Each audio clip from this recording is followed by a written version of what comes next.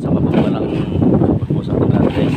Yan, napahinga na po ating turnout. So gumagawa naman po sa warp.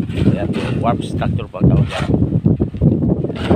Si Jikro na nga naman, siya po naglilink sa warp structure. So ito sa kabila naman, dito po ang ang incline drop.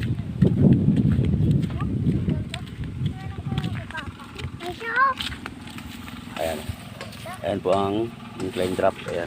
Ito ang binusan kahapon, tapos sinila doon ang formas.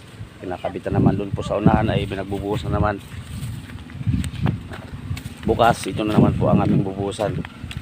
Yun na naman po ang babaklasin doon. Ayan. Ito yung binusan kahapon. Ayan.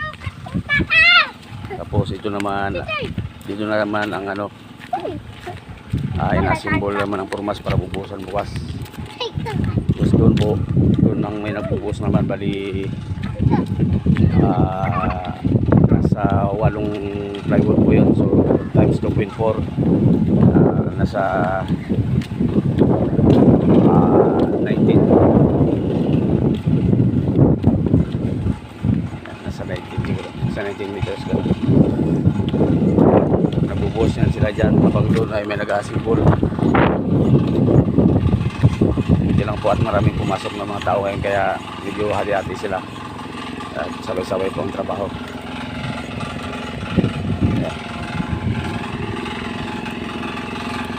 Yan si si Garoy, ang ating mason.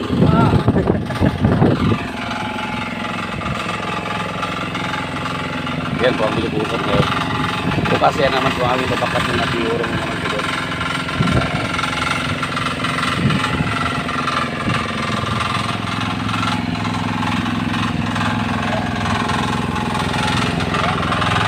Yan po ang aming mga sundalo. Yan ang ating top down. Yan ang buhay.